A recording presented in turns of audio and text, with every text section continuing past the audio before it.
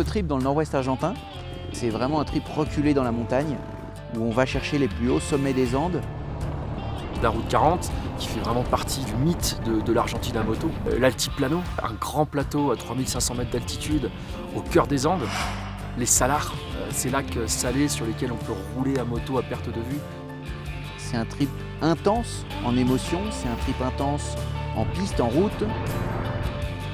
Ce trip, il s'appelle Ride to the Moon.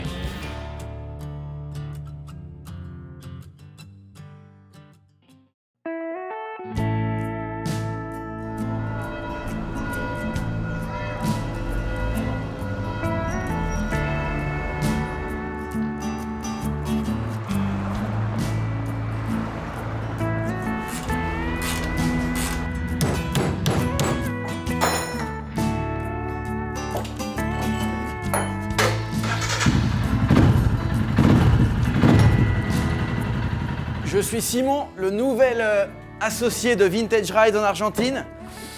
Pour ces nouveaux voyages en Amérique du Sud, on est dans les dernières préparations.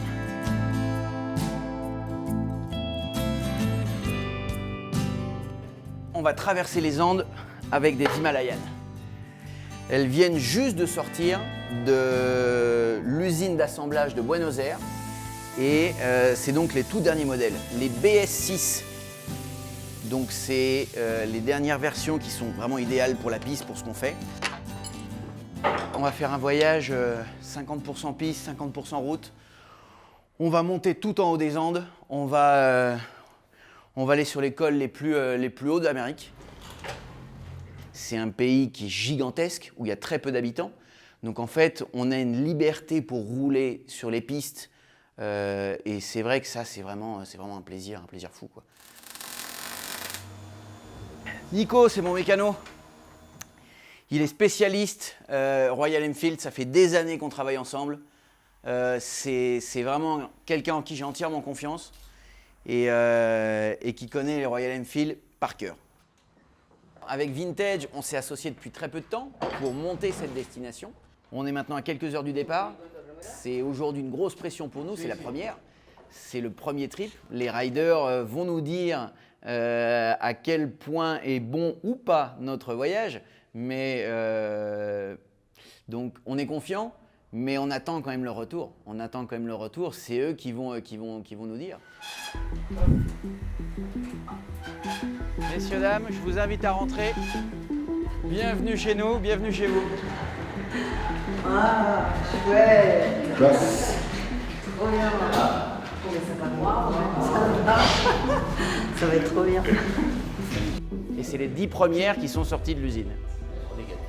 Vous êtes gâtés. Donc celle-là, elle est plus basse de 3 cm que celle d'origine. Ce qui permet d'avoir les deux pieds par terre.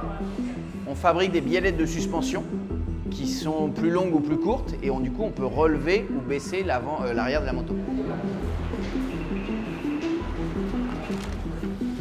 On est à la frontière chilienne à l'ouest et frontière bolivienne au nord. Et un tout petit bout de Paraguay à l'est. Donc on part à 8 motos au total. Donc 8 motos, 2 4x4, un qui va rester en permanence derrière et un qui va être mobile par rapport au groupe. Je vous présente le guide du voyage. C'est un chien de la montagne que j'ai trouvé il y a 5 ans. C'est lui qui conduit. Moi, je suis derrière en passager. C'est celui qui connaît toutes les pistes par cœur. Allez, on va les rouler. Vamos? On va en moto?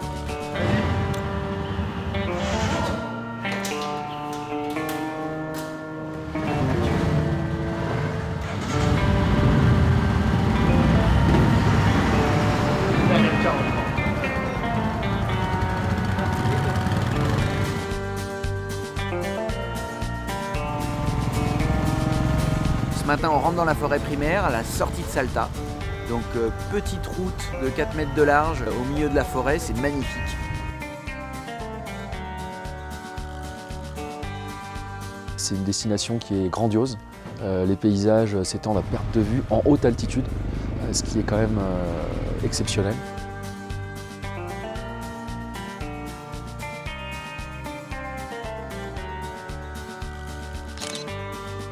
Je m'appelle Alex, je suis le fondateur de Vintage Rides.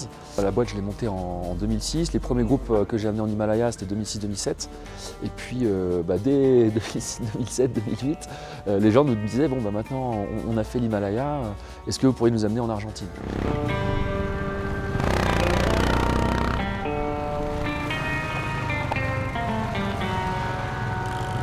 Pour les motards, pour les voyageurs à moto, pour les gens qui aiment les road trips, qui aiment la route, tu as quelques pays comme ça mythiques, quelques destinations qui font rêver. Tu as la Trans-Himalayenne en Inde, la route 66 aux États-Unis, et tu as vraiment la route 40. Cette route comme ça qui traverse l'Argentine, d'Ushuaia jusqu'au cœur de la Cordillère des Andes. Et puis tu as aussi de la piste où là, très roulante, très accessible, mais qui nous amène comme ça au cœur de la Pampa. C'est assez incroyable.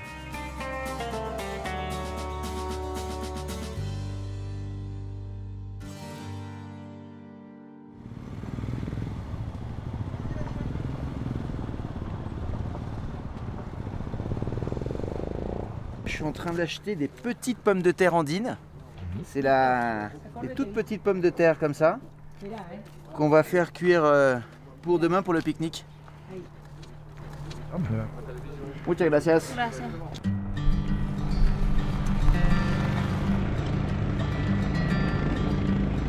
J'ai 52 ans, je suis dirigeant d'entreprise et là aujourd'hui tout de suite je vis une expérience en Argentine avec Vintage Ride. C'est plus qu'une expérience, c'est vraiment une aventure et j'avais besoin de ça. Donc ça m'alimente, ça me nourrit et en plus tu rencontres des personnes que tu croiseras jamais dans la vie. Tu te fais des potes, tu te fais des rencontres, c'est vraiment très sympa. Et la côte de bœuf? Et la côte de bœuf, c'est pour ce soir. Alors tu vois, il y a la laguna derrière moi, il y a un paysage magnifique, un peu lunaire. Ocre. Quand je fais ce type de voyage, moi ce qui est important c'est de vivre le pays. Voilà. Et je sens que je suis connecté avec le pays, notamment sur la moto, parce que dans une voiture, dans un 4x4, tu es fermé, tu sens pas l'air, tu es au chaud. Là, tu as besoin d'être au contact et j'ai besoin de mériter le pays.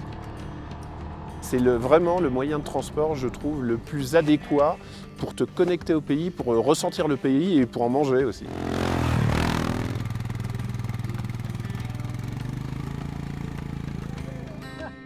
Mon niveau de moto, il est, je dirais qu'il est moyen, mais il tend à aller vers le mieux grâce justement à ces sorties, grâce aux guides, tu regardes ce qu'ils font. C'est vachement instructif. Passer dans la piste, c'est vraiment c'est grisant. Voilà, ça c'est physique, ça demande des réflexes. Le regard, c'est fondamental, c'est-à-dire si tu regardes le virage, tu risques de te gamêler. Si tu regardes la sortie du virage, c'est incroyable, c'est magique, c'est fluide, ça passe, t'as pas de difficulté.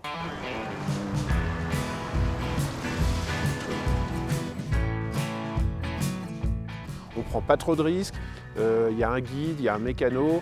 Je ne suis pas encore assez aventurier pour partir tout seul. Prendre une bécane, en acheter une et partir seul, ça me tente.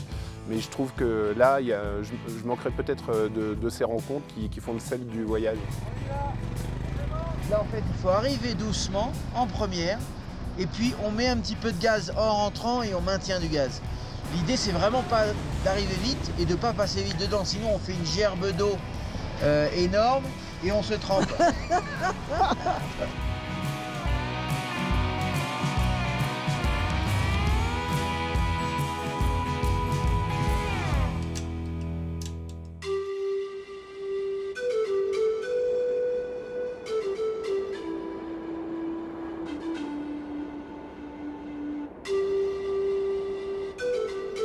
¿Cuántos años que vos vivís acá en Cusicusi? Desde mi nacimiento, ¿Vos naciste acá? sí, Mira, ¿y cuántos años tenés? yo tengo 63. Alors là, on est chez Bernardo. On est vraiment au fin fond de la montagne, dans le nord-ouest argentin. On est à 15 km de la frontière bolivienne et il n'y a pas d'essence ici. Il n'y a pas de station-service. Donc, on a trouvé Bernardo et qui gentiment en plus nous fait le service. On a tout juste le plein avec 5 litres. Muchas gracias, Bernardo.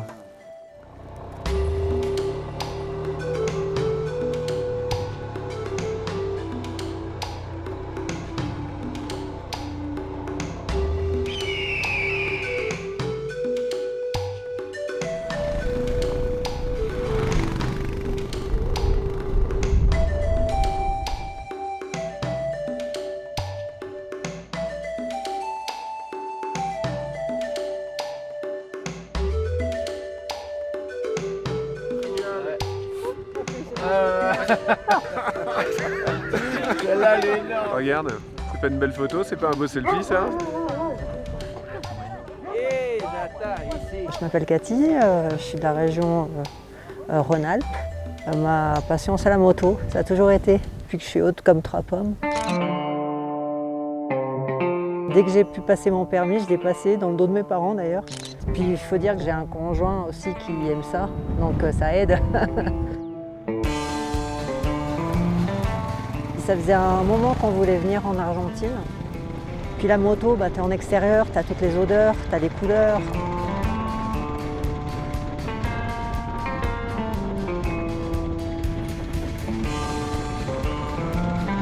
On a le soleil, fin de journée. Franchement, il n'y a personne. Que demander de plus? C'est trop bien. Ah, je suis super bien. Je redemande. Putain, y a Alors que... toi, ah ouais, toi aussi. Bah ouais. Ça, c'est pas mal aussi. Ouais, c'est pas mal aussi.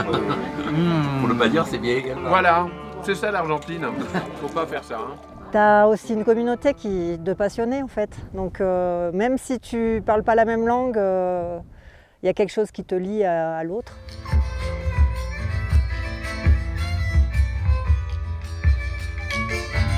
C'est la danse de Labra de la Caille, le sommet des Amériques, 4895, regarde.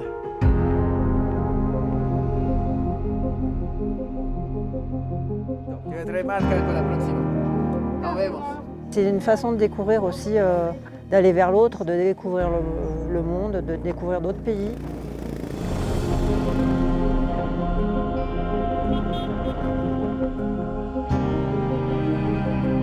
Regardez, on voit le train des nuages passer au loin là. Le train des nuages, c'est l'un des trains les plus hauts du monde. C'est un ancien train de mine qui descendait du cuivre jusqu'à Salta. Aujourd'hui, c'est un train touristique et il passe qu'une seule fois par semaine.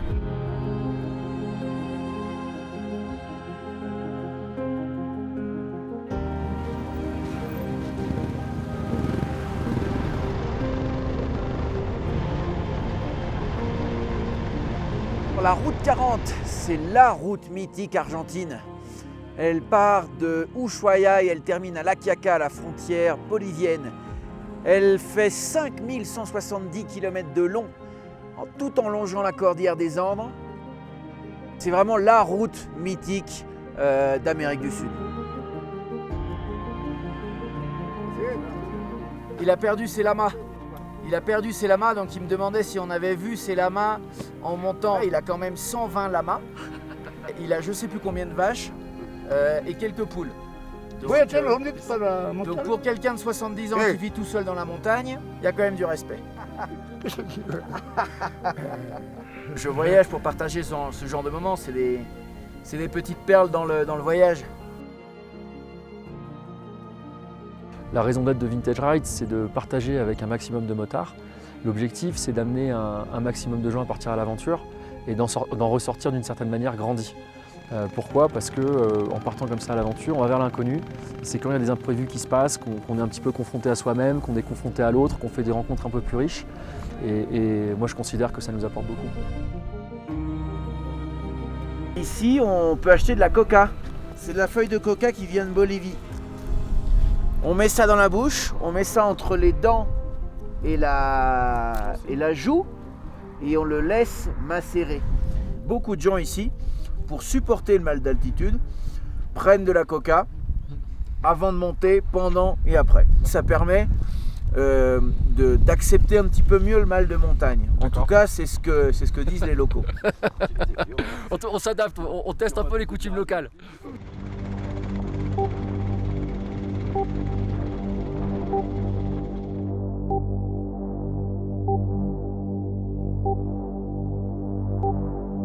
Bienvenue à l'OVNI Puerto de Cachi.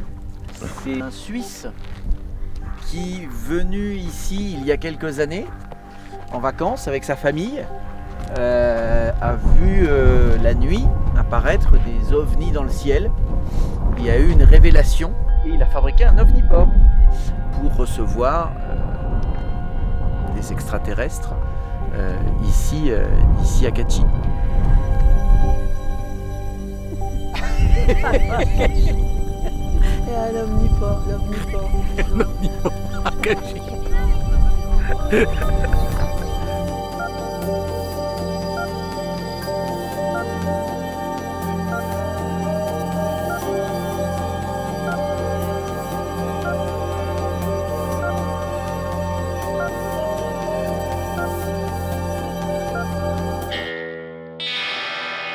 Aujourd'hui, on va traverser un désert. Ça va être un petit peu chaud, la piste est un peu cassante. Je suis sur on. Une fois que vous êtes sur on, il y a deux trucs rouges là qui s'allument. Donc vous le posez à côté et vous le clipsez à l'intérieur. Donc là, ils disent votre système airbag est prêt. Et là, vous avez deux modes. Le mode route, donc il faut mettre qu'on est sur la route. Le mode aventure qu'il faut mettre à chaque fois qu'on passe sur la piste. En fait, c'est un mode on-road, off-road. Quand tu passes en off-road, tu mets sur le mode aventure. Tac, super confortable. En fait, depuis mon application, je peux directement passer en mode route ou en mode aventure.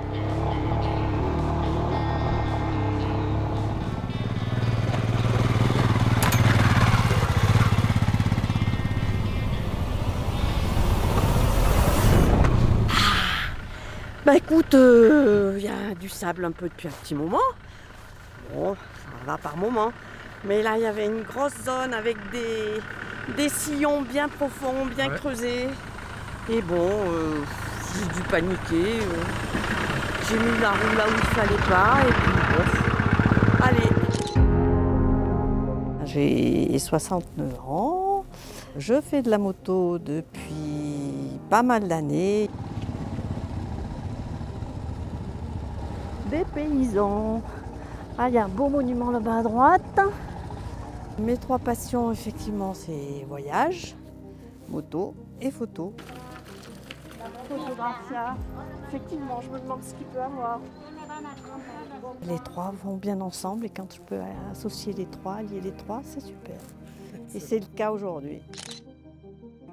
Voyager en moto, c'est des sensations complètement différentes que d'être enfermé dans une automobile, dans un bus. Tu as tous tes sens en éveil. On est plus près des gens aussi, plus près de tout et on est plus dans le voyage que enfermé dans une caisse.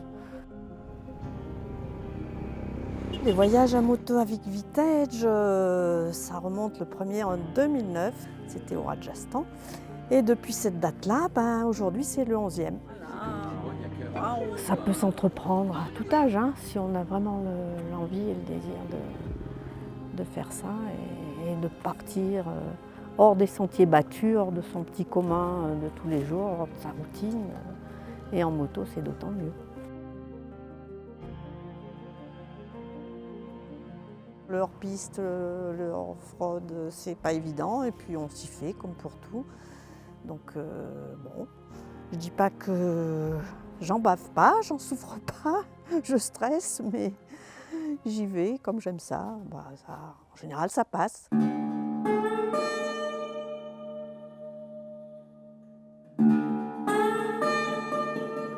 Là, on est face au plus vieux cactus de la vallée Calchaquí. Il s'appelle le cactus grand-père.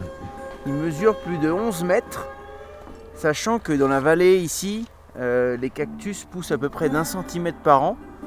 Je vous laisse faire le calcul de son âge. 1100 ans, magnifique. On vient d'arriver sur Salinas Grandes. C'est le plus grand salar d'Argentine. Ça fait 212 km². C'est d'origine volcanique.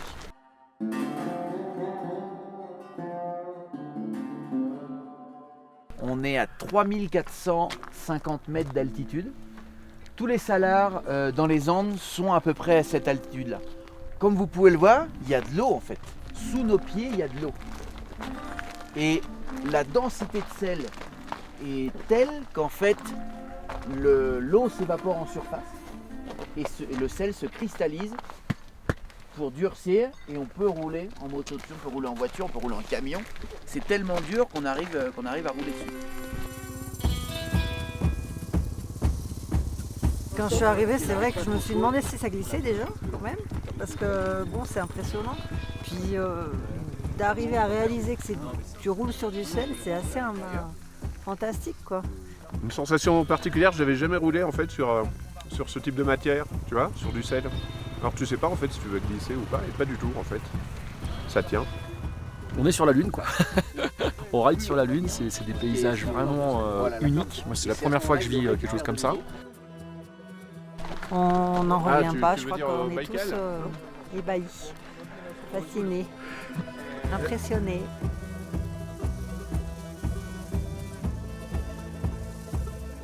Donc là, ils viennent avec une petite pelleteuse, ils creusent le sel, l'eau remonte en surface et après ils laissent s'évaporer l'eau pour récupérer la fleur de sel.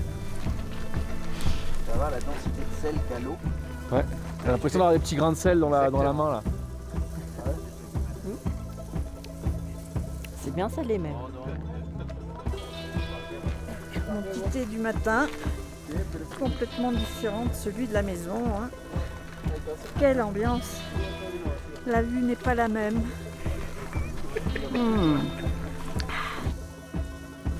Je me rends compte qu'on vit un moment vraiment unique, vraiment incroyable quoi. On roule sur un Salar.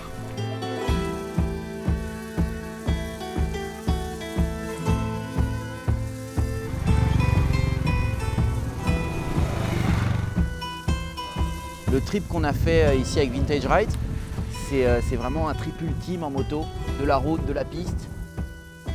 On a fait 2300 km cette semaine et on a vu une diversité de paysages et une concentration de beauté qui est absolument magnifique. Ici, on vient vraiment vivre l'aventure argentine dans son intégralité. On se met sur la piste, on va loin dans la montagne, on traverse des tout petits villages où il y a très peu d'habitants et c'est vrai que pour vivre une aventure moto, c'est vraiment une région parfaite.